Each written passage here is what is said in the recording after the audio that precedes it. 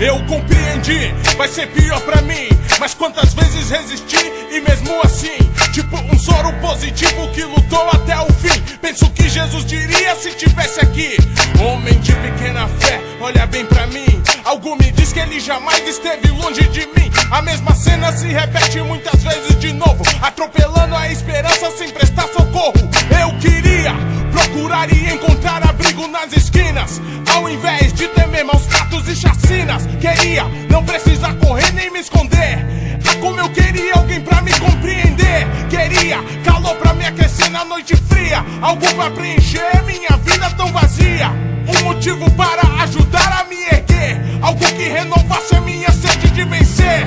Ao invés de sangue, queria harmonia, sentir cheiro de rosas ao invés de cocaína. Sair andar, sem me preocupar, correr, voar, sem limites pra sonhar.